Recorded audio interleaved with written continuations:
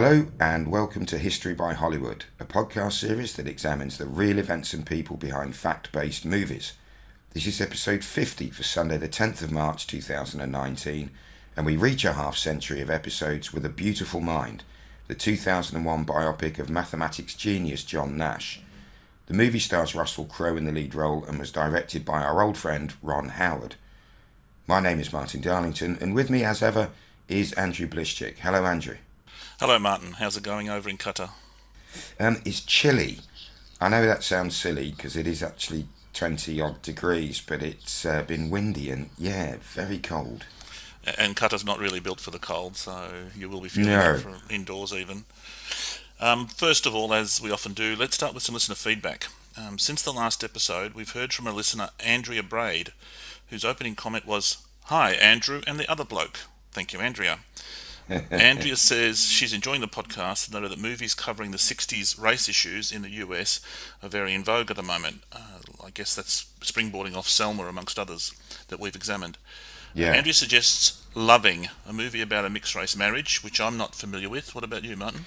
I've seen. I haven't seen it, but I've seen of it. Apparently, it's very, very good. Yeah, it's Loving is the surname of the white guy who married a black girl in the 50s, I think, and the trouble they went through to actually be able to marry. Be a couple. Well, we'll put it on the list for sure then. Andrea also suggests Green Book, which we all know recently won Best Picture at the Oscars, among some controversy. Andrea also suggests Detroit, about the race riots and the police reaction to them. Andrea then comments that our website, needs more pictures, which is something that we'll definitely attempt to address. Yeah. All Andrea's suggestions are definitely worth further examination, along with Black Klansman, the recent Spike Lee movie. That's a big thank you from myself and the other bloke. Yeah. Our friend Gary Shavit wrote regarding The Big Short, and Gary was in the US, living in the US at the time. Remember seeing adverts on TV for mortgage companies who would openly say, "We won't even ask you what your salary is." And as Gary says, how on earth did that not raise red flags across the whole industry? And he then points out, rather worryingly, that there are even few government regulators working today than there were in 2007. To which my reaction was, oh dear, here we go again. Here we go again. We also heard from Tracy Estabrook, who sent a lovely email in saying that she has recently joined the HBH community and is really enjoying working her way through our back catalogue. She then makes some suggestions. Out of Africa, Mountains of the Men, Kingdom of Heaven, Mountains of the Moon. Kinsey, thank you, Matt. Mountains of the Moon, Kingdom of Heaven, Kinsey, The Aviator, The Program. Now, hit and miss as to whether we know of those. I mean, Out of Africa, I remember that from the 80s. Yeah, Meryl Streep and Robert Redford. Yeah, based on Isaac Denison's book, so I would be referencing one book as a source of truth, which we've done before. But it's a fairly slow-paced movie, don't you recall, Martin? Yes, I remember trying to watch it around the time it came out, and my parents watched it and recommended it, thought it was a beautiful film, because we lived in Kenya when I was a small boy. Yeah, there was a bit of a cachet to it, and I remember watching it thinking, this is really dreary. Well, I watched it just before I went to Kenya and caught the train to Mombasa from Nairobi, so I guess I was probably a little bit more motivated to stick with it than you, perhaps. Yes. We'll get back to that one.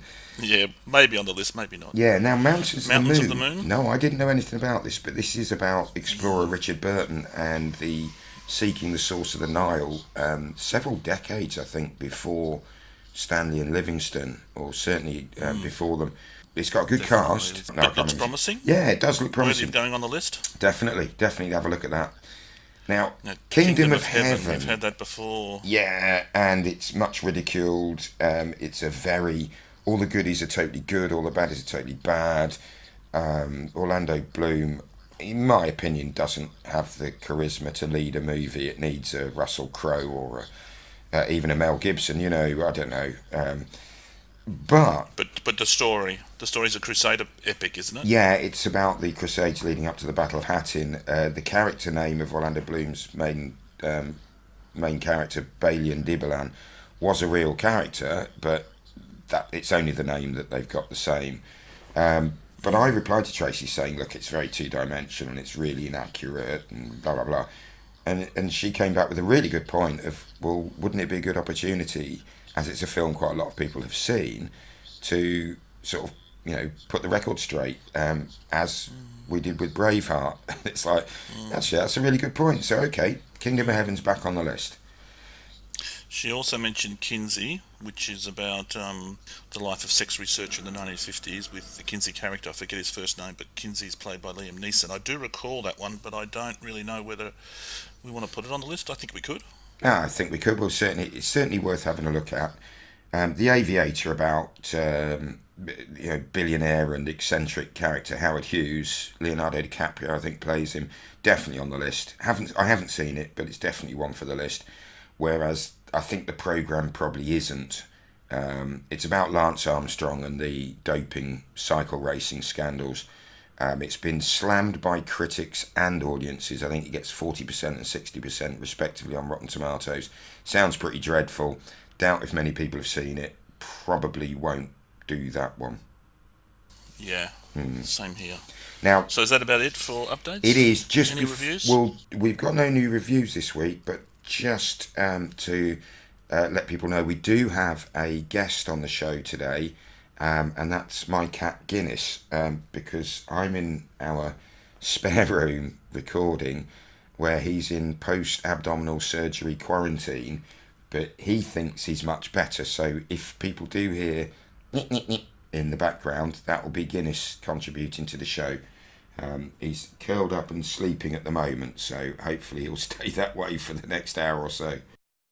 Get well, Guinness. He's had a very interesting life already, hasn't he, with his injuries and the like? Hasn't he just? And in fact, I mean, that's a lovely coincidence of the fact that I found Guinness as a kitten walking with 3 legs, because he was holding his right leg up and I assumed it was broken or something outside the shop on our compound. This was when you and Janine were still living in Qatar, and our go-to girl for any cat issues was your wife Janine. So I went to Janine and said, have you seen that kitten? Because we already had 2 cats and we didn't really want any more. I hasten to add, we now have 7, so that didn't work out very well. But yeah, so I took him down to Janine, and Janine took him to the vets, and they said, oh, he's been bitten probably by a bigger cat, and he's got nerve damage, we'll probably have to amputate. And I don't want to do that unless he's got a home to go to. So I said, we'll have him. And as soon as we took him in, he made a miraculous recovery.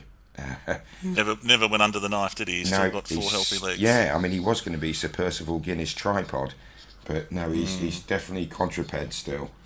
But maybe he was just, hamming it up, knowing that you'd a soft touch if he pretended to have only 3 good legs. Well, I'm sure at one point he started limping on the other leg, like he'd forgotten which one to limp on.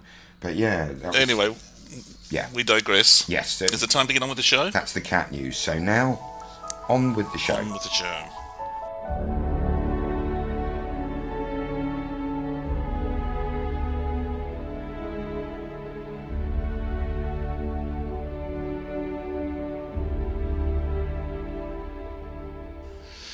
So let's start with how did the movie go. Let's look at the story of the movie For a Beautiful Mind. It was released in 2001 and directed, as we've said, by Ron Howard, and gathered a pretty strong cast, including Russell Crowe in the lead role as John Nash, Jennifer Connelly as John Nash's wife Alicia, Paul Bettany as his best friend Charles Herman, Ed Harris as Department of Defence agent William Parcher, and veteran Christopher Plummer in a small but key role. Now, the movie's budget was not inconsiderable at $58 million, but it took $313 million in global box office receipts. So, 600% return on investment, making it a resounding financial success. Not something that can always be said about Ron Howard movies, especially in early days, and 1 or 2 that we've examined. Where the movie really scored, though, was with audiences and award committees. Rotten Tomatoes score were 74% positive for critics and 93% positive from audiences. Some critics panned the movie for sanitising John Nash's life in general, and particularly his struggle with paranoid schizophrenia, but the audience loved the film all the same. Yeah, at the 74th Academy Awards in 2002, A Beautiful Mind won Best Picture, Best Director for Ron Howard, Best Adapted Screenplay for Akiva Goldsman from the book of the same name by Sylvia Nassar, and Best Supporting Actress for Jenny Connelly playing Alicia Nash. Russell Crowe was beaten to the Best Actor award by Denzel Washington in Training Day. At the BAFTAs, Crowe and Connelly won Best Actor and Best Supporting Actor awards respectively, and the Golden Globes won nearly the same spread as the Oscars, but it lost out on Best Director for Ron Howard, but it did pick up the Best Actor for Russell Crowe. According to some Hollywood sources, Bruce Willis, John Travolta, Tom Cruise and Kevin Costner were all considered for the role of John Nash before Russell Crowe got the gig. Whatever people think about the actor's characteristics in real life, he certainly knows how to act. Yeah, I mean, he can carry a movie. I mean, the idea of Bruce Willis trying to portray that, to me, nah. I like John Travolta and he can play great characters, but I don't know if he'd have fitted this one. And, well, Tom Cruise. Paranoid schizophrenic. No. He does a good job in this movie, doesn't he, Russell Crowe? It's absolutely a very, very creditable performance. Very, very. Now, sources. Worked on our sources? Yeah, we both read/listened to Sylvia Nassar's original book and a multitude of sources, both movie-orientated and academic. Similarly to The Big Short, this movie attracted interest both from the film world but also the academic world it seeks to portray. So there's quite a lot of articles in mathematics journals, most of which I read and think you might as well be written in Greek, but some of them did do reviews and talked about Nash and his achievements and what was going on at Princeton at that time. So we've had quite a well-rounded and varied perspective set of sources for the movie. So, on that note, shall we move on to an examination of the movie? I think we should. So, the opening scene. Okay. Yeah, so when the movie starts, we hear some dramatic, inspirational music over the opening credits. Text tells us that we're at Princeton University in New Jersey, and it's September 1947, when we see John Nash, Russell Crowe, for the first time. We're in Princeton. A professor, played by Judd Hirsch, is at the front of a big lecture hall, and he's welcoming some young men to Princeton and asking them who's going to be the next big thinker. The subject area here? Mathematics. So then we see John Nash at a party welcoming the new students. Nash is looking at the world around him, including the light coming through the window and another guy's tie, which John then announces is a pretty ugly thing. There's some banter amongst the new students, and John and another guy named Martin Hanson, played by John Lucas, end up trading insults. So, in these opening scenes, we've quickly learned that there's something socially awkward about Nash, and Princeton doesn't seem to be an overly friendly place, at least in the mathematics program. We learn that two of these incoming students are sharing the super prestigious Carnegie Fellowship, and surprise, surprise, the two are John and his soon-to-be adversary, Martin Hanson. Now, they've dove straight into his mathematical career. We haven't got any of the young John Nash or anything. No. It's an interesting opening, but how did they go? Yeah, I mean, he had a backstory. Obviously, he was a socially awkward kid. His sister talks about the fact that everyone else would go out and, play football or baseball, and he wasn't really that interested. He'd be happier just sat with a book. Very, very bright, quite clearly. And he did win this Carnegie scholarship. Nash really, he definitely seems to have been not a social climber, but very conscious of status, both academically and socially. And he really wanted a scholarship at Harvard. But when he'd been at college or at school, he'd entered a thing called the Putnam competition, which is held every year. I believe it still goes on. And it's a mathematics competition. And according to the book, the mean or the median score was 0. I can't understand how that works, but then I'm not a mathematician. But it was incredibly difficult. I think you get 5 mathematics problems set to you, and you completed as much as you could in the time. To get into the top 10 was considered very good. To top 5 was, okay, you're amongst the 5 best young mathematicians in the country. And Nash had entered it twice and never made the top 5. Now it was held at Harvard, and Harvard took it very seriously. So when he applied for scholarship, they offered him a very limited one, which he found a bit insulting. Princeton didn't give a hoot about the Putnam competition, and they just looked at his work and offered him a very generous scholarship. So, he felt that meant they wanted him more. so he accepted this Carnegie fellowship to go and study at Princeton. And there's nothing shabby about Princeton. It's, only maybe slightly, if that, less prestigious than Harvard, I guess. But it's not. But the point made by Sylvia Nassar in the book is that at that stage it was not seen in the same league as the Ivy League. It wasn't. It was later that it had this incredible mathematics department, to which John Nash obviously contributed. Yeah. And Princeton did come into its fore with a lot of incubators for internet companies and stuff like that. So it would have been later that it really got this prestigious reputation. And what about the Martin Hansen coming up as his rival character? Is there any truth to that? Yeah, he was a real rival mathematician who has since described, or they've both said that, they were friends, so they probably were rivals at first, but they do seem to have got on quite well, certainly later on in life. Okay, well, back to the movie. Now we see John in his dormitory room. He's setting things up and he's staring out the window. All of a sudden, his roommate shows up, a very talkative chap.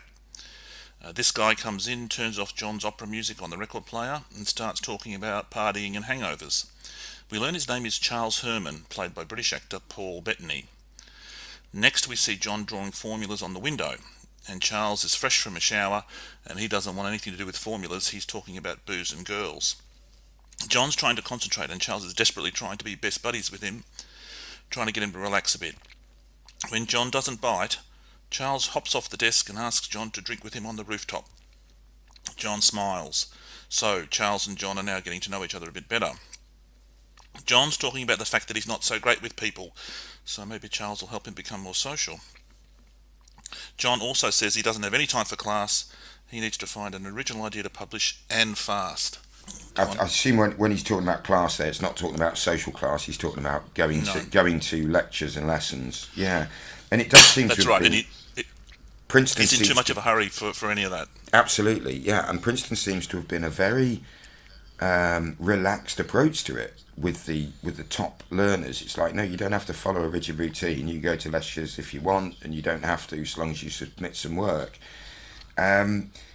Now, if people haven't seen the movie and they're interested in it, might be a good idea to pause us now, go and watch the movie and come back. Because I don't know. Well, do we want to do this? Well, we're going to have to reveal it at some stage. I guess. There is a bit of a spoiler coming right now. So turn us off in 3, 2, 1 now if you don't want to know the spoiler. That Charles Herman is a figment of John Nash's imagination. And I think it's a good point here to make a bit of a set the scene. In reality, Nash showed no signs of schizophrenia at this stage. It was when he was older they started to manifest itself. Yes, he was a strange character, but he didn't have these delusions, and he didn't have visual delusions. In reality, he had oral and mental delusions. He could hear voices, and he thought people existed that maybe didn't. But obviously, as a movie, that's very difficult to portray. So they've chosen this just to show how he had two separate worlds, the world of reality and the world of delusion, and how he had to try and learn to separate and identify each one, which he goes on to do, which is pretty remarkable. But Herman doesn't exist.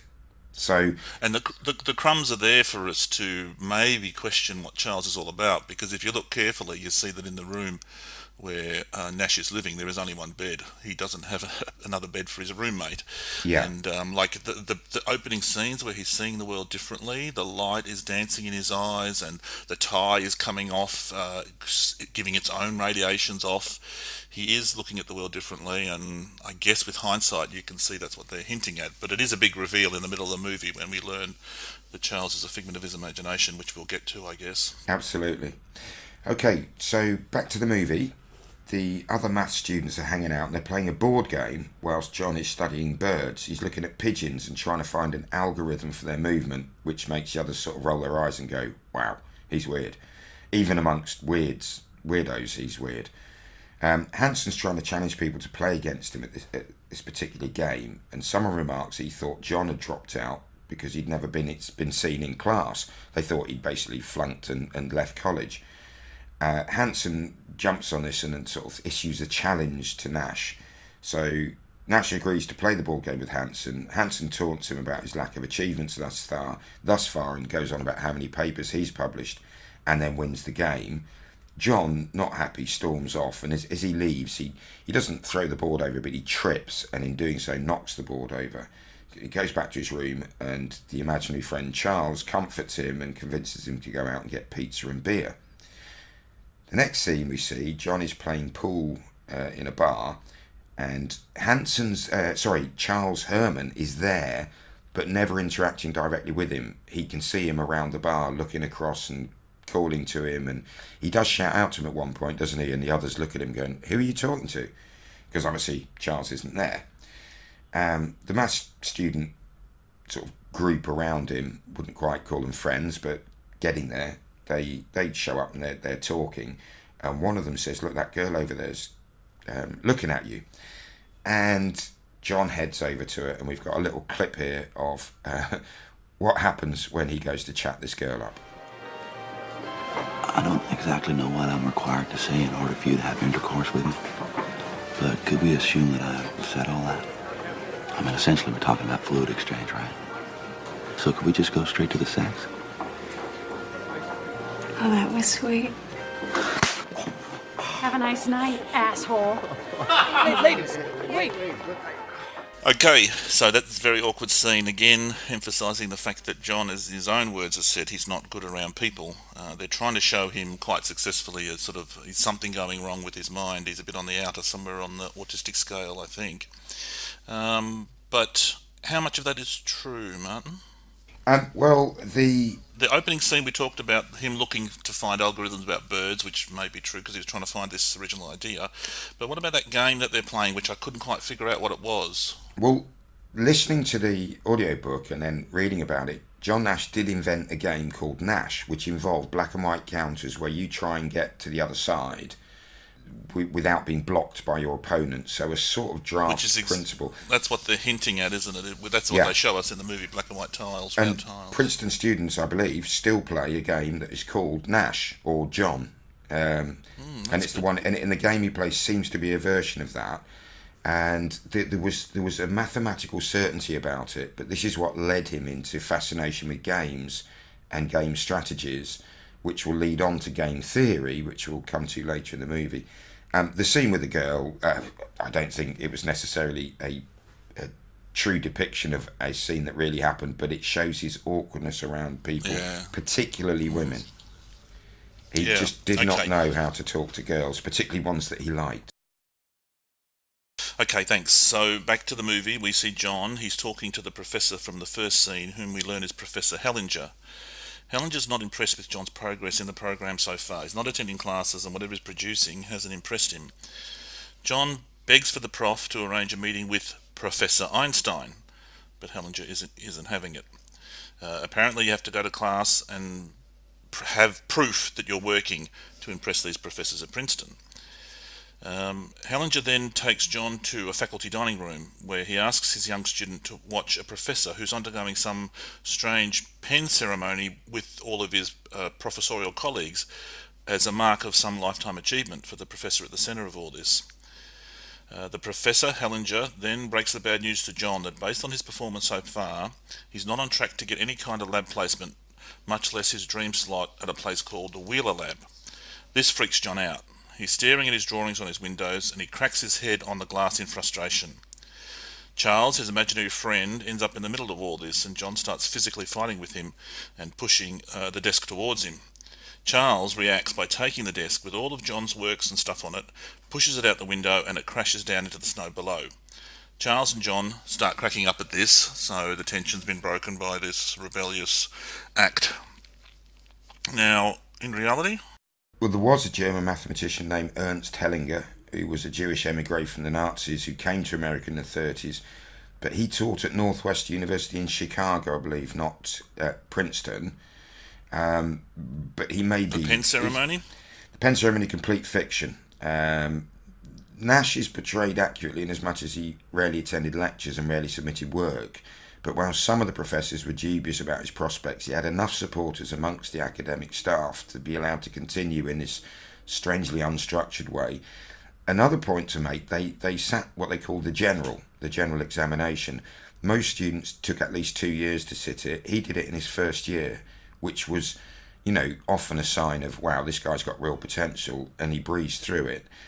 The bit about the pen ceremony, I'm not quite sure what relevance that has. Einstein was at Princeton at that stage, and John Nash did actually get an interview with him, went in and sat and talked to him. Einstein listened to him, and at the end very gently gave him a little bit of a, not a slap down, but he said, I really think because I can't remember, it was something with the crossover between mathematics and physics that John Nash was trying to come up with an original idea, and Einstein said, I think you need to study physics more, to which apparently Nash said something like, that's not going to happen. But Einstein was there, obviously was world famous, and Nash was, as anyone would have been, in awe of him. I think possibly it's von Neumann that the Hellinger character is based on, who was the next big mathematician. He was Austrian, left Europe before the Second World War because of the Nazis, and came to America, and he was eccentric, brilliant, and he came up with an awful lot of stuff that is bread and butter today. The thing about banging his head against the glass, I mean, he was seen a few times. He used to stand in the corridor, apparently slowly banging his head against the wall when he was frustrated. Not a good sign. No. Okay, so back to the movie. Our student mathematicians are back at the bar, and the boys are bugging John while he's trying to work. The same girls, I think, from the previous encounter come in and start giving the students the eye. One girl in particular, the blonde, is checking out John. John discusses a strategy of how to win with the girls. Recall the lessons of Adam Smith, father of modern economics. In competition, individual ambition serves the common good. Exactly. Every man for himself, gentlemen. And those who strike out are stuck with their friends. Adam Smith needs revision. What are you talking about? If we all go for the blonde,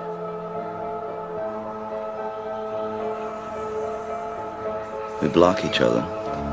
Not a single one of us is going to get her. So then we go for her friends.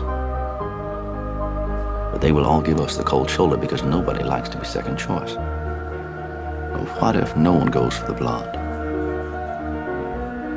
We don't get in each other's way, and we don't insult the other girls.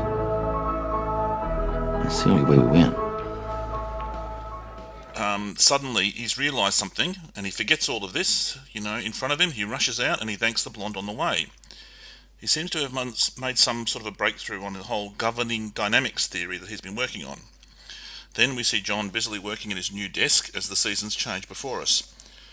Professor Hellinger is then shown reading the results of John's furious work. Hellinger is silent for a moment and then tells John, do you realise that this new work flies in the face of 150 years of economic theory? Apparently it's a huge achievement, and now John can get any placement he likes. He's going to the Wheeler lab, and he's taking some of the other students around him with him, but not Hanson, his arch-rival. We see John and his new Wheeler buddies-to-be celebrating as Hanson walks in.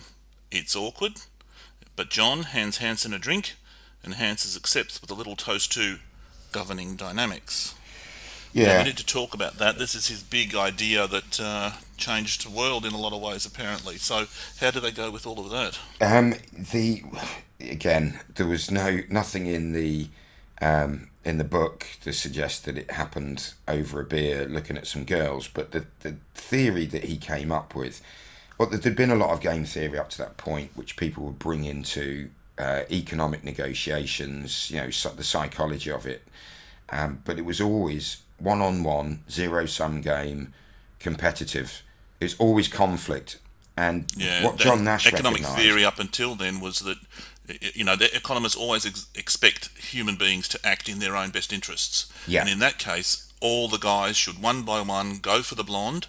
She would knock them all back because she feels superior to them, and nobody goes home with anybody. Yeah. So he decided to turn this on its head and say that there is a possibility of acting in some sort of collaboration where we all win, maybe not the big lottery, but we all walk away with something. Is that a fair summary of Yeah, I mean, what they're trying to get across here?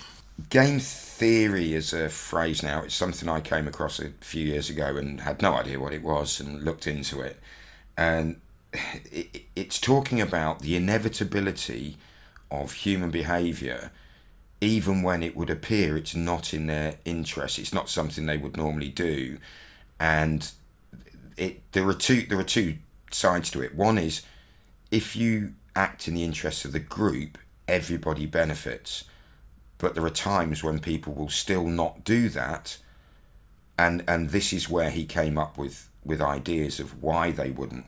The example I heard, which kind of explained it to me, was there were two tribes at war with each other. They're very evenly matched. It's an attritional war, and then a demon or an angel or some spirit appears to the leader of one of the tribes and says, if you sacrifice a child, one male and one female child from your tribe, the moment their blood hits the floor, your weapons will become 100 times more effective and you'll easily wipe out the other tribe and win the war.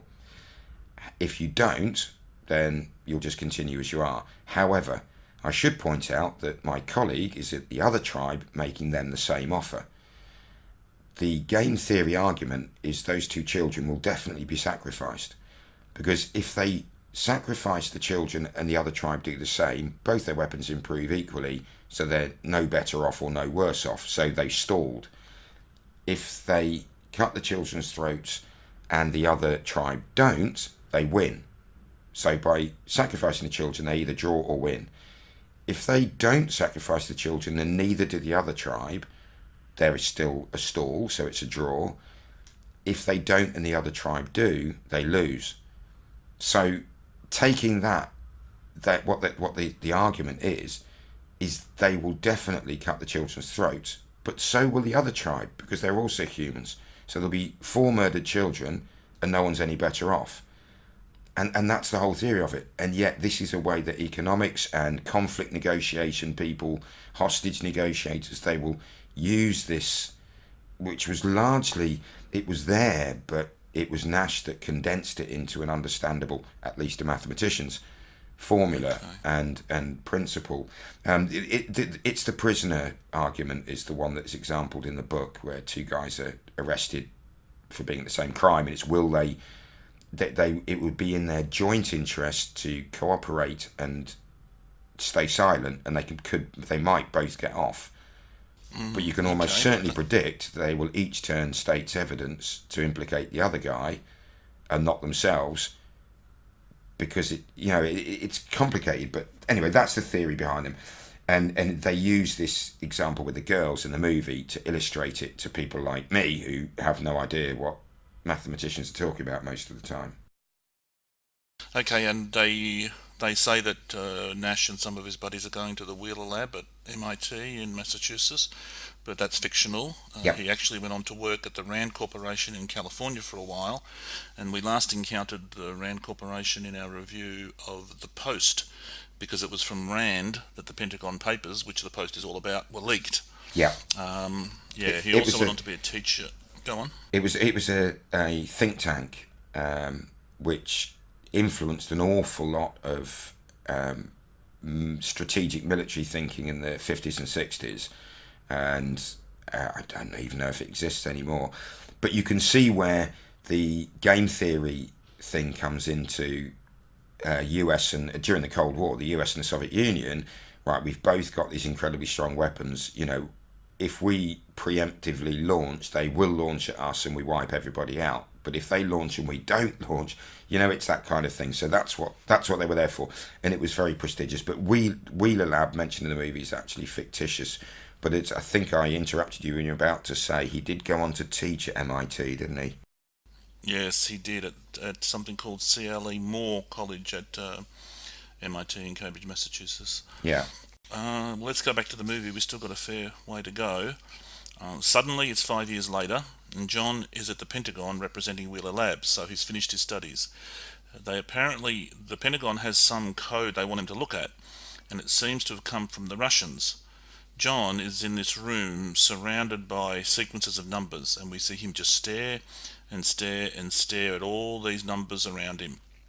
while the other Pentagon types around him, they just wait, saying nothing. We see a time-lapse footage that suggests that John may have been staring at these numbers for hours and perhaps even days. Finally, he says to the Pentagon types that he needs a map.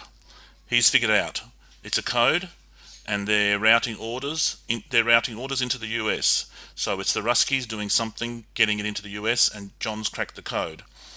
And we see up above on the mezzanine floor, there's some mysterious figure watching John in action, and John asks who Big Brother is, but he gets no response from any of the Pentagon types. John then heads back to Wheeler Lab at MIT, and he's told by his colleagues that he's now got a class to teach, which does not impress him. He's also been told that he's made the cover of Fortune magazine, again apparently, but he's not happy about that because he's sharing the cover with a bunch of other folks. So then we go to the classroom in question, and in typically brutally honest fashion, John basically tells the students that being in class is going to be a waste of time. It's a stifling hot classroom, and so he closes the window to drown out some of the construction noise outside. The students want the window open due to the heat, but Nash says it must stay closed. Then we see a female student who goes up to the window, opens it, and simply asks the construction workers to stop for a while. They comply. John seems to be impressed by this young lady, and we'll learn eventually that this is Alicia, played by Jennifer Connelly. During this scene, Nash writes a formula on the boards for the students, saying that this difficult equation may be solved quickly by some, but may take an eternity for others. So, yeah, let's unpack that. Well, Nash did do work at RAND, which would have gone to the Pentagon, but I don't think he ever directly did it in Washington itself, so the whole Pentagon scene is fictional.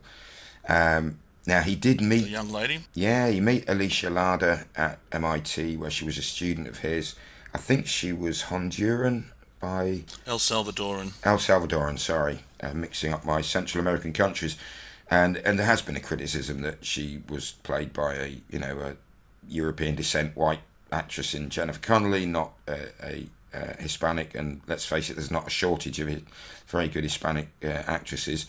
What the film also misses out is that John Nash had already fathered a child with another woman, a nurse that he'd met, and as soon as he found out she was pregnant, he abandoned her. So. And she had a son, didn't she, to him, which he pretty much ignored. Yeah. Okay, so we now have the relationship between Nash and Alicia coming, but first of all, we get to see that the creepy Big Brother guy in the mezzanine floor at the Pentagon shows up, and he's outside John's office. Turns out this guy works for the Department of Defense. He takes John into a restricted area on campus as they chat. John thought that all these buildings in front of him on campus were abandoned, but when we open the doors we see apparently not. There's a hive of secret government activity going on. The Big Brother guy, whose name we learn is William Parcher, played by Ed Harris, tells John about an operation that he wants John's help with, since John's such a red-hot code breaker. It's sort of a continuation of the tasks he did in the Pentagon, breaking the code there. And then suddenly we see John undergoing some sort of double-secret spy induction. He's had to memorise some content, and then the good people at the Department of Defense, under Parcher's instructions, implant some sort of irradiated tracking device on his forearm. So it seems suddenly our naive mathematician is involved in some pretty heavy-duty spy stuff. Yeah. Well, let's talk about that for a minute. Yeah. Just like Charles Herman, William Parcher is a figment of John Nash's imagination, and none of this happened. Going to the Pentagon didn't happen. The code breaking didn't happen. The secret stamp on his arm that changed numbers magically. Yeah. None of that happened. None of it happened. So it's all fiction. Okay. That's easy. Okay, so back to the movie. We see a guard is now escorting Alicia, that window girl, from John's class into his office. She asked what he's working on. Apparently, he had left that problem on the board and saying it might take an eternity for some, and she's coming in to tell him that she's solved this difficult equation. But it turns out she's spoken too soon. John tells her that she made a bad assumption in working out the problem, and all of her elegant workings on paper in front of him ended up with the wrong result. He tries to return to his work, but she just continues standing there. Turns out that she wants to ask him to dinner. John is very awkward about the invitation, but he finally tells her to leave her address with his office, and he'll pick her up on Friday. And finally we get her name, Alicia. Next, we see John is taking Alicia to a fancy black tie party, so presumably this is the Friday night date. He seems a bit distracted, but Alicia is pretty successful at getting and keeping his attention. They go outside towards the end of the evening. They end up bonding over staring at the stars together. It's a nice, touching scene that she breaks through all of his awkwardness. But was there any truth to that? We don't know. I guess it was just the first date that they had. Almost certainly wouldn't have been as shown in the movie, do you think? No, I mean, you can find photographs of Alicia as a young lady, and she's a very attractive young lady, so you can understand why Nash was attracted to her. He looks like what he is, an eccentric academic mathematician, so the attraction the other way is a bit stranger, but if she was a mathematics student, so she was no doubt attracted by his brilliance, if not his manners. And he's beautiful mind. Yeah, exactly. And he's comically awkward. He really is. Yeah. Yeah. So back to the movie, we see John at work. He's going over articles. He gets them laid out all around him, and his eyes dancing from one piece of text to the other, from one article to another. He seems to find something odd in all this information around him. Yeah, this is the task, is it, where William Parcher, the imaginary DOD agent, has said that the Russians are sending messages to their sleeper agents through publications like Newsweek and Time magazine. So he's having to pour through all of these looking for codes, yeah. And it seems that after visualising all this stuff and seeing patterns, he's cracked it. He produces a report, he seals it, and he marks it classified. Then we see him go to a confidential drop site. We see his arm, the irradiated arm, it changes some numbers, a new code comes up. John enters this onto a keypad, the mailbox open, John drops in the report and leaves. He's a bit nervous, agitated, a little bit spooked by this experience. And then in the next scene we see John and Alicia hanging out, and she says he doesn't talk much. John replies that he isn't great at interacting with people, and sometimes he says the wrong thing. She says to try her, and he promptly tells her that he wants to have sex with her. Yeah. Her response is to kiss him, and it looks like he's found the right woman, because the last time he was so direct about this, he got a slapped face. So Alicia doesn't mind this direct approach. Yeah.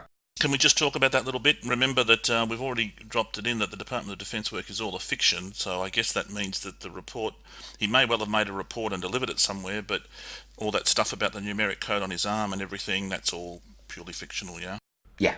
Yeah, it's a figment of his imagination, or I think what they're doing is basically he suffered from a number of illusions or delusions. At one stage, he decided anyone, in reality this is, anyone wearing a red tie was a Russian agent, which is kind of obvious.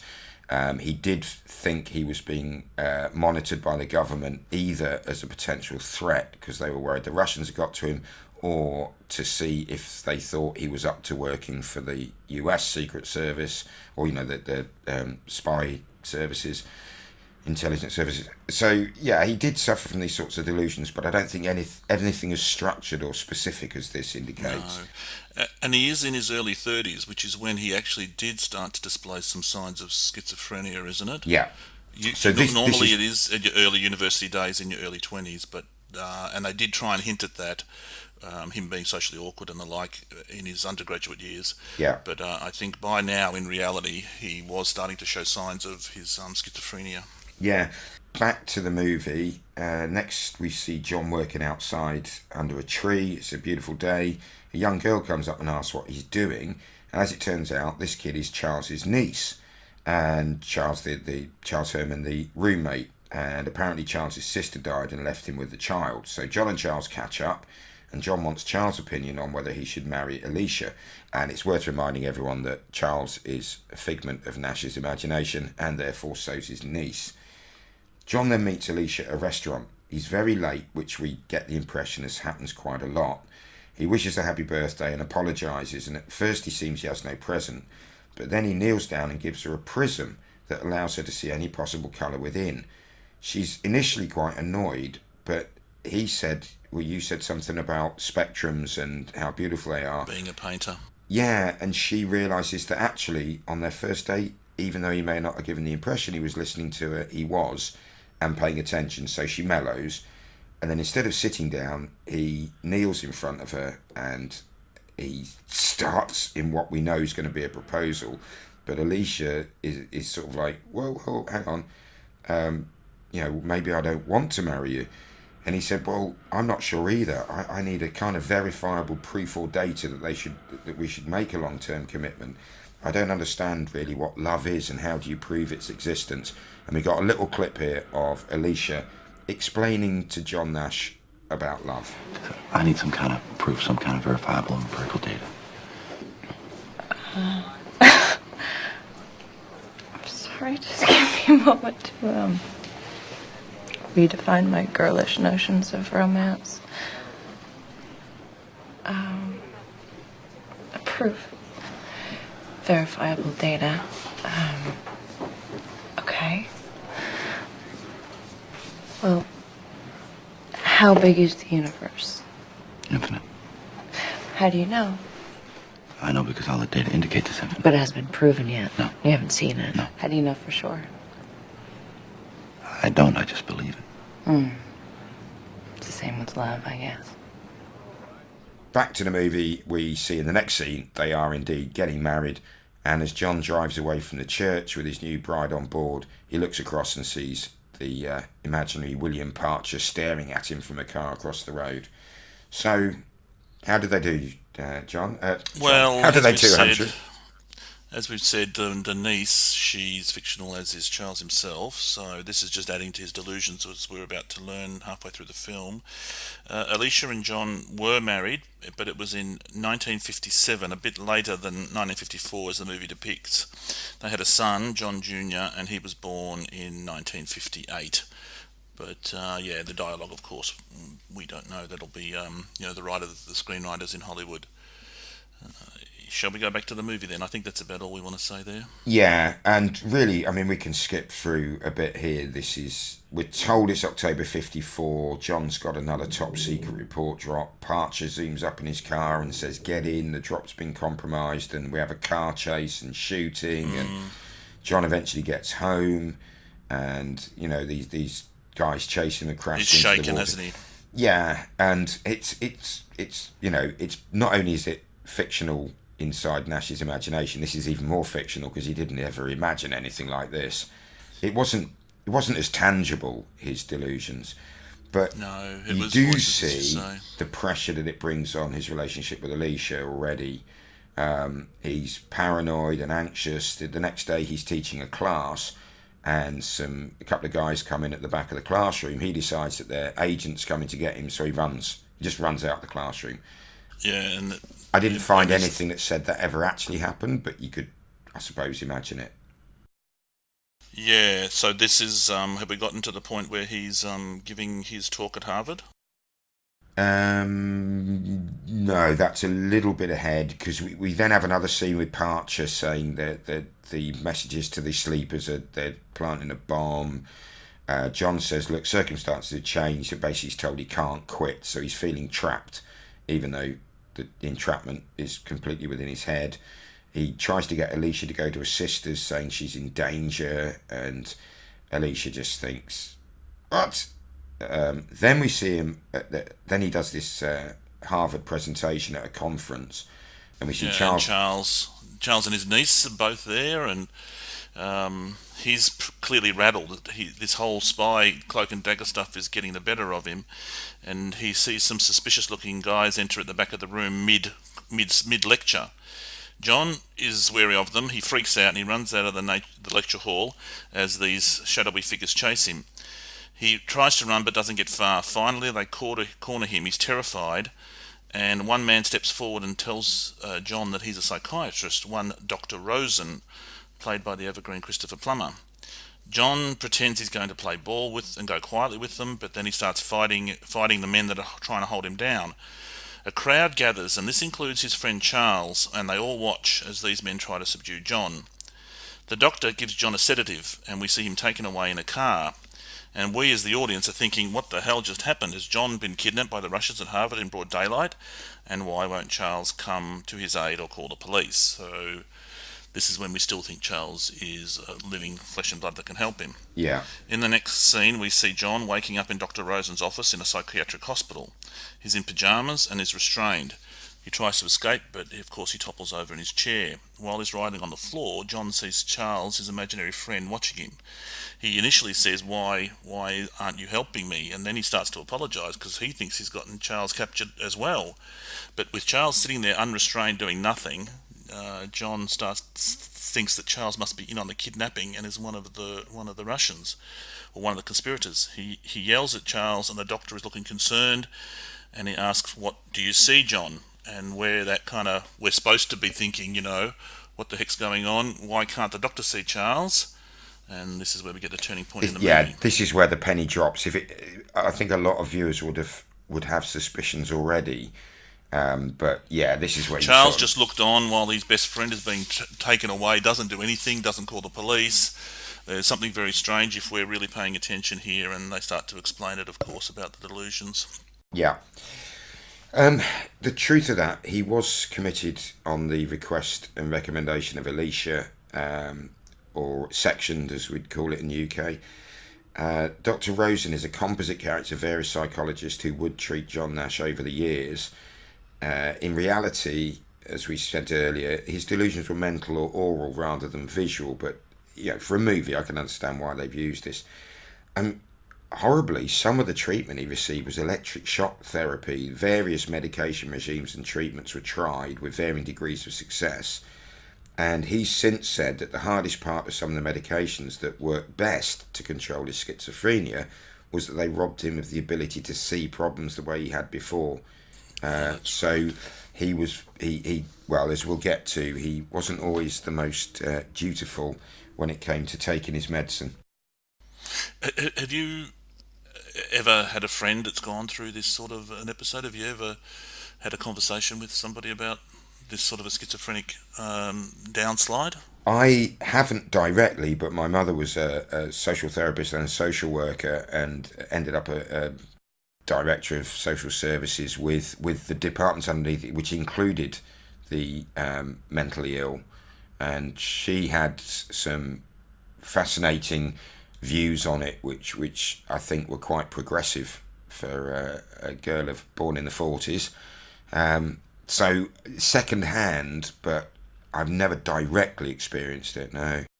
When I started university, one of my peers, a colleague from high school, not a close friend, but definitely a friend, he went through exactly what we're talking about. He had delusions, he the pressure of school. He was 20 years old, like you said, it can happen. Yeah.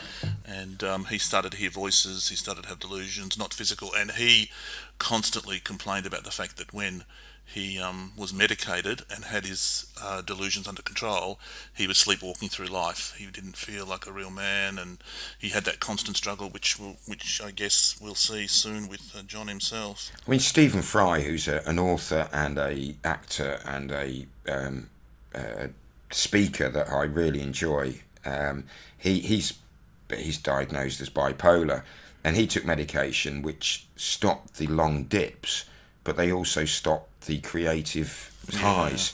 And he said, no, I'm self-conscious enough, and I have indulgent enough friends who understand that when I disappear, I'm in a low. He said, but I now know that I just have to endure it, and I'll come out and have another high.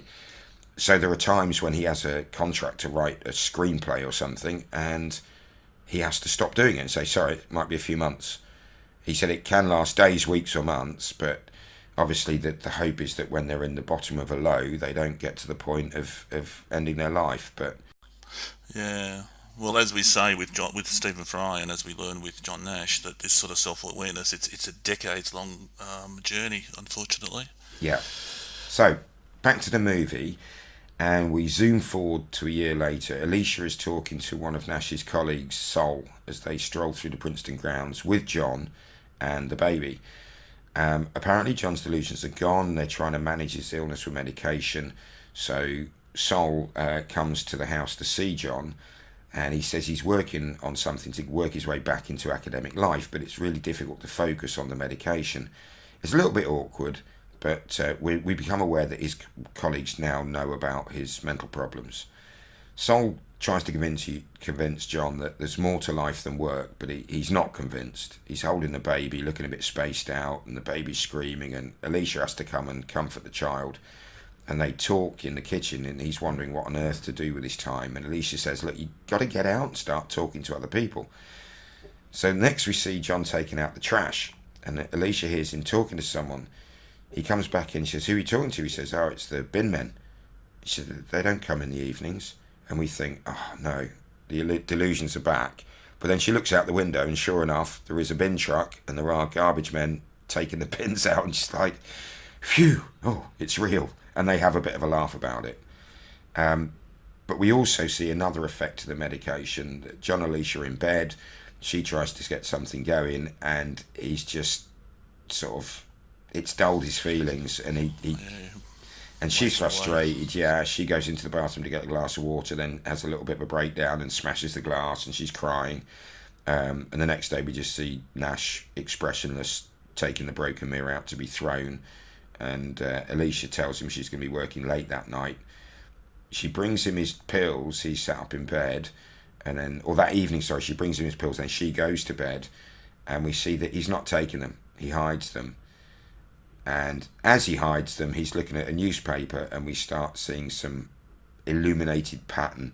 And it's like, so we've learned that he's not taking his pills, and surprise, surprise, maybe his delusions are coming back, which is not a good sign. Yeah, then there's a strange scene where a rock is thrown at his window, and he don't think it smashes the window, but it bounces off the house or something. But he sees a figure fleeing from the house into some woods, so he runs out after them. And then he's suddenly confronted by Parcher and a load of others shining torches. And John says, you're not real. But Parcher says, yes, I am. It's time to get back to work. And he tells him he's got a new secret headquarters in a shed on John and Alicia's property. And so he opens the door to the shed, and there's a bunch of guys with, equipment, monitoring equipment. And so we know well and truly that the delusions are definitely back, don't we? Yeah. I think it's all fictional. It's done to illustrate the fact that, it's all dramatic and progresses the movie well. It's very watchable, but from our purposes, it doesn't serve much. Fiction on fiction, isn't it? Okay, so we're going to get another small tense scene here where it's probably a couple of days later we see Alicia doing the laundry and John's getting the baby's bath ready. Alicia's hanging out the washing, and she hears the door of that shed, the supposedly secret headquarters from the Department of Defence, is flapping in the breeze, and she goes to investigate. Inside the shed, she sees that John's taken over the shed with all these different articles, scraps of paper, and it looks just like John's office when she first discovered that he was sick. She realises that he's ill again, and maybe the baby that's under his care isn't safe, and we see her get there just in time. The baby is almost completely immersed in the water in the tub, but John tells her that Charles was watching over him and that they had nothing to worry about, and the only reason she can't see Charles is because he's not visible because of a cloaking serum. So he's clearly gone right off the rails. Alicia reaches out to Dr. Rosen, and John imagines Parcher is about to shoot Alicia right there, so he rushes in to knock the imaginary Parcher out of the way, but in the end he just ends up knocking Alicia and their child to the ground. So we can see that his fantasies are now putting everyone at risk around him, probably himself as well. Yeah. Somehow John manages to reel himself back as Alicia is sort of pretty much fleeing for her safety with her baby. Well, she gets into the car, doesn't she? And it's raining, and he jumps in front of the car and he shouts at her, it's okay, I know they're not real. She never gets older. And we're thinking, what? And what he's saying to Alicia is, he's aware that every time he meets Charles's niece, she's the same age. She never 20 gets years older. or something, yeah. So we wonder if we're finally getting a breakthrough. Has he hit bottom and is now going to, start the climbing back? The scene then shifts immediately to Dr. Rosen. He comes to their house, and they're talking about John going off his medications. Why did he do it? And John explains that he abandoned the pills because when he's on them, he can't work, he can't help with the baby, and he can't even have sex with his wife. Dr. Rosen is trying to get him to go even a higher dosage, and John says he wants to try and find a solution using his mind only. Of course, Dr. Rosen is less than convinced. Then we see John in their bedroom looking at a handkerchief that Alicia had given him on their first date. It's clear that John doesn't want to go to the hospital where Rosen's trying to take him away to. Rosen's waiting outside, literally, to cart him off.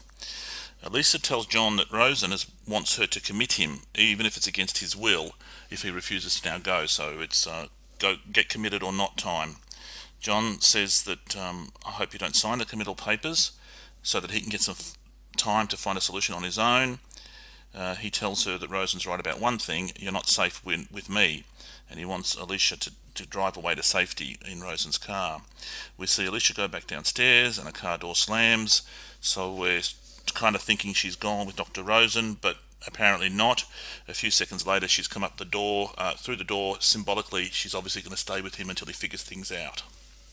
Yeah, I mean, John Nash seems to have had enough lucid periods, even during the darkest years when the schizophrenia was most prevalent, to recognise that he could be a danger to their son, who, incidentally, also suffers from schizophrenia. But in reality, the situation became so difficult that the couple divorced in 1963. So this is... that's a bit of a clanger then, isn't it? They're really setting up Alicia to be the constant, faithful wife who stuck by him, and no criticism of Alicia. The thing got pretty serious, and they did actually divorce. And it's I mean, you can imagine, no matter how much you know what's going on is outside someone's control, it might still get to the stage where you're like, I'm really sorry, but I can't live with this anymore. I've got my own life to live, and this is destroying it. So, I absolutely agree what you say. There's no criticism of Alicia, and in fact, she stuck by him as a friend for so long. That's true. We'll get to that. Yeah. We'll get to that, yeah. So it's a couple of months later, and John is back at Princeton with that handkerchief from their first date. He's there to see his old rival, Martin Hansen. Hansen is surprised to see John, but he welcomes him in. Unfortunately, John is having a Charles delusion right there in front of Hansen, but he manages to fight it off. John then asks Hansen if he would ignore what just happened, the Charles delusion, and Hansen says that's what old friends are for. John tells him that he's there because he and Alicia think that being part of a community might help John force out some of his delusions, and he wants permission to hang around Hansen and his colleagues at Princeton. He's pretty sure that Hansen will say no, but to our surprise, Hansen just asks John, will you be needing an office? John says no, I'll just work out of the library, but unfortunately the library staff didn't get that memo that John Nash is moving in, and the next scene we see John fighting loudly with a bunch of students watching him as he's arguing with Parcher. Parcher's trying to get him back in on the program, the Imaginary Department of Defence program. Hansen intervenes and calms the situation down, and we're back at home where John tells Alicia what had happened at Princeton. So they've discovered that stress triggers the delusions. So apparently Charles, after this stressful event, was walking with him all the way home too. John briefly considers going back to hospital, but Alicia says they just try again the next day. The first day was pretty bad, but let's keep at this, and he does. Now, this next scene, sorry to jump in, but this next scene, I found, even though it's a device for the movie to illustrate, what it's like for someone to live with schizophrenia and delusions, I thought it was really touching. So John Nash is walking back to college, and we see Charles and the niece Marcy walking along with him, and Charles tries to talk to him, and he says, I thank you for your friendship, but we won't be talking again. And he says goodbye to Marcy as well, and it's a really poignant, sad scene, touching scene, because we know only one of the three is real. And then we see that William Parcher, the government agent, the imaginary government agent, is also there watching. And a professor comes out of his classroom and sees John talking to thin air. Perhaps to cover some embarrassment, Nash asks if he can audit his class, and the professor says, it'll be an honour. So soon after, we see John back in the library, drawing on the windows again with multicoloured writings. And as time goes by, he continues his work at Princeton, but we see Charles shouting insults at him, you can't treat me like this. Insisting he exists, yeah. Yeah, and we can tell it's the 60s because the students are all wearing sort of like, Summer of Love hippie hairdos, and they mock him, which is not particularly pleasant to see, but they take the mickey out of him. They mimic his walking, and he is now becoming middle-aged academic. Yeah, we've had a montage of scenes telling us that he's stuck at the Princeton thing. He's a bit of an oddity. He walks around campus, with struggling with his demons, and there is some truth to that, isn't there? Yeah. Now the movie implies that he started taking a new drug, which is what helped him get through. Whereas in fact, from the early 70s, he stopped taking any medication.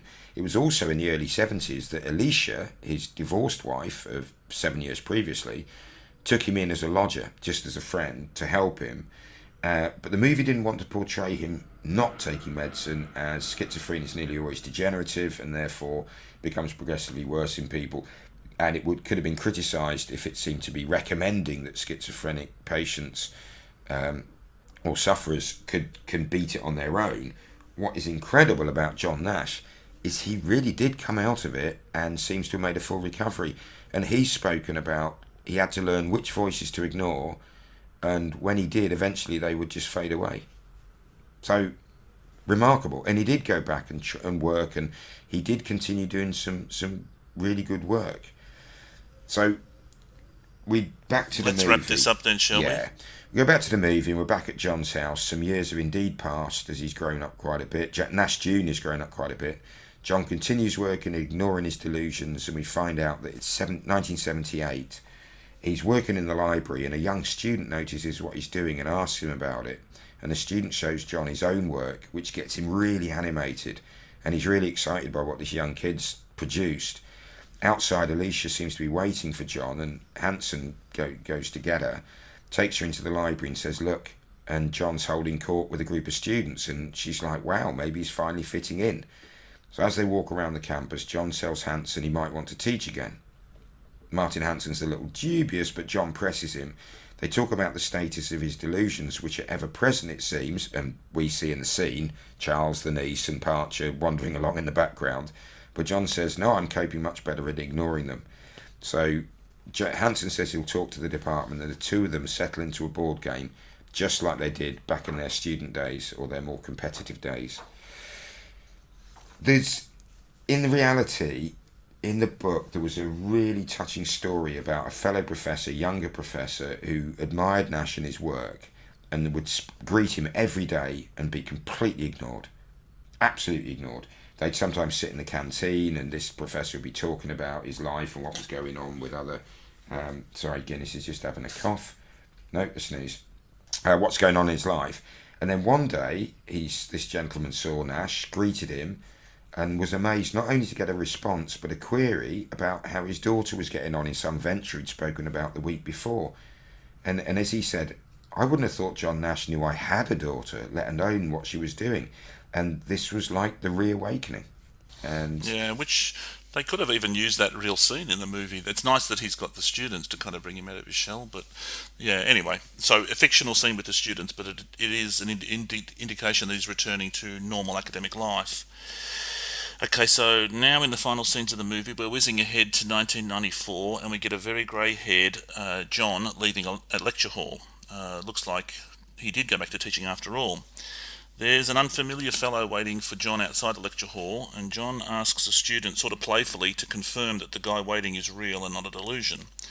It turns out this guy is very real, and he's there to tell John that he's up for the Nobel Prize. So they walk and talk around Princeton, and the Nobel guy points out the impact of John's original game theory, what a dramatic impact that's had in so many different walks of life that John would never have predicted. This Nobel guy suggests that they have tea at the faculty club. John is not keen about going in and socialising with all his people, but he goes in all the same. John asks why the Nobel Committee would be disclosing who the nominees are, since he knows that's not standard practice for the Nobel Prize Committee. The Nobel guy doesn't outright say it, but the truth is that they're trying to feel out whether John is sane enough to win and accept a prize without embarrassing anybody.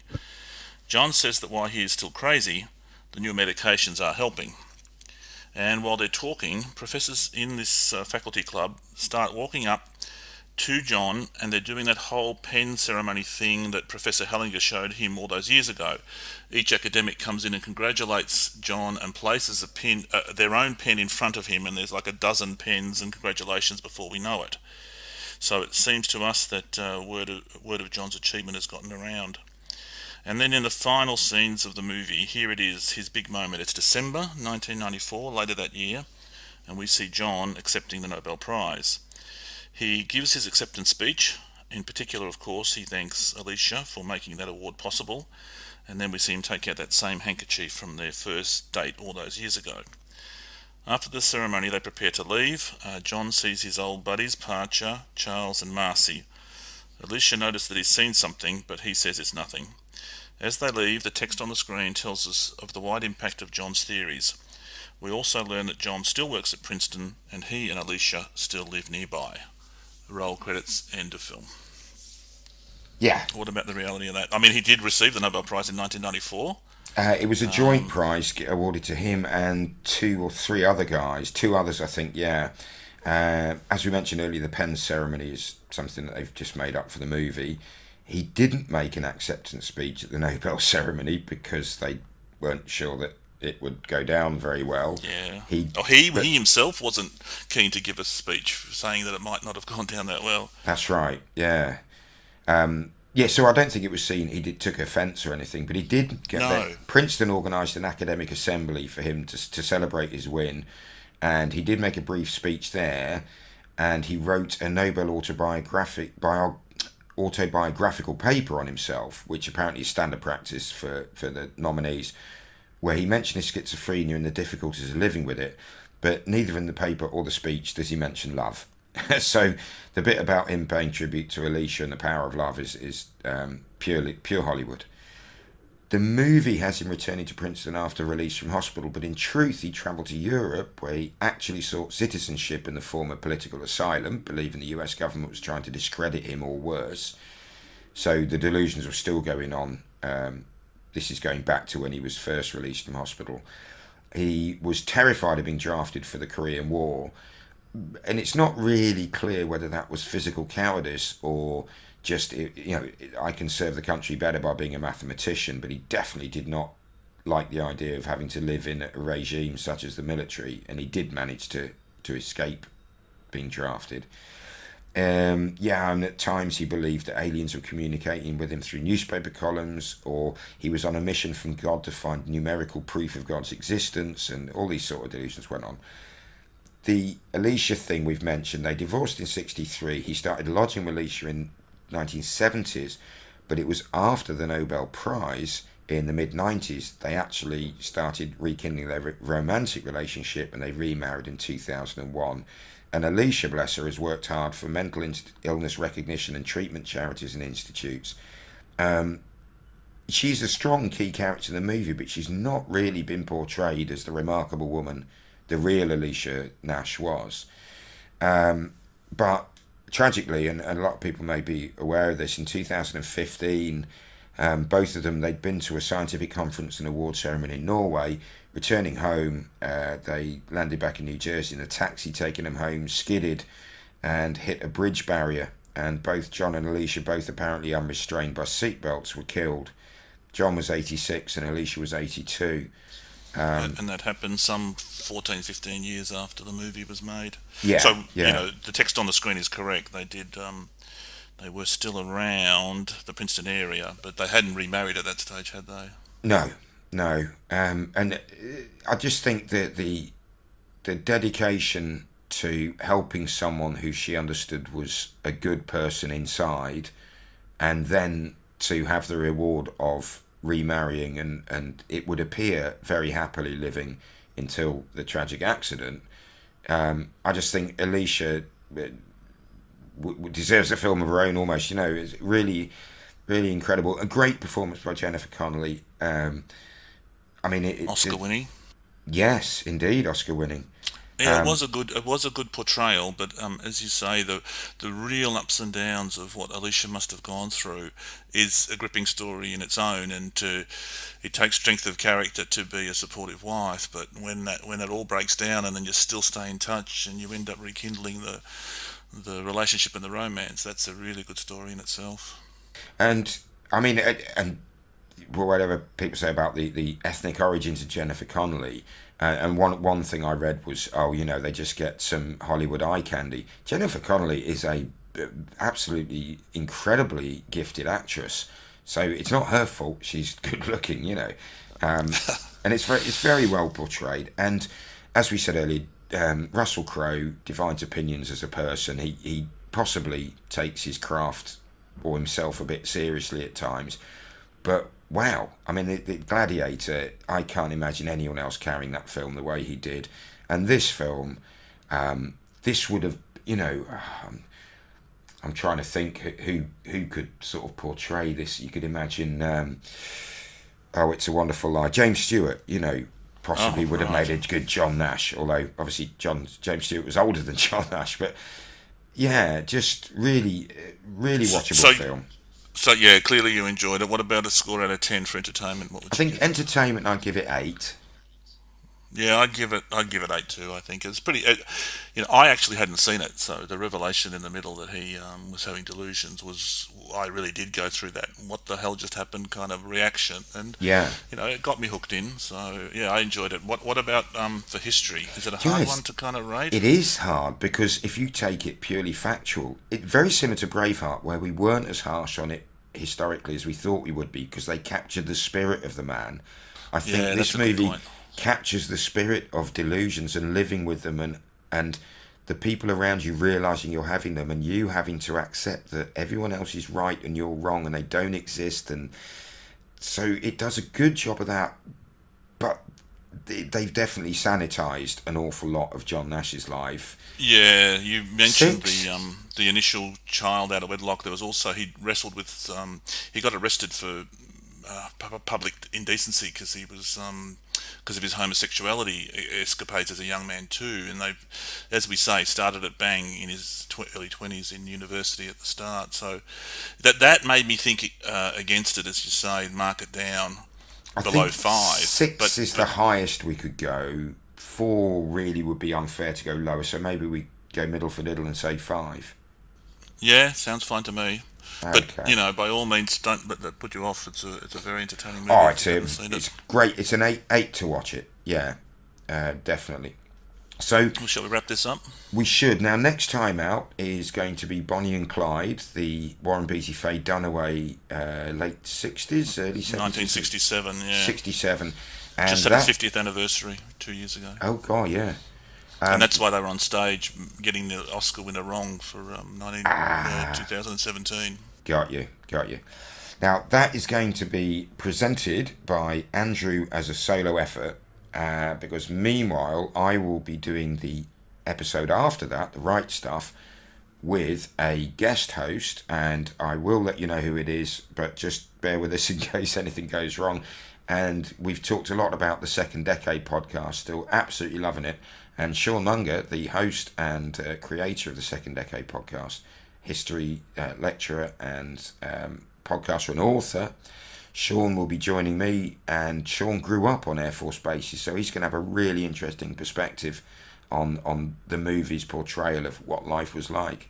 So that will be a month's time, and that will be me and Sean before Andrew and I return for the episode after that, which I believe is I, Tonya. No, Gallipoli first. Sorry. Of course, Gallipoli for Anzac Day. Yeah. Yep. Brilliant. Okay. Well, thanks, Martin. And thank you, Andrew. Cheers to all our listeners. Bye-bye.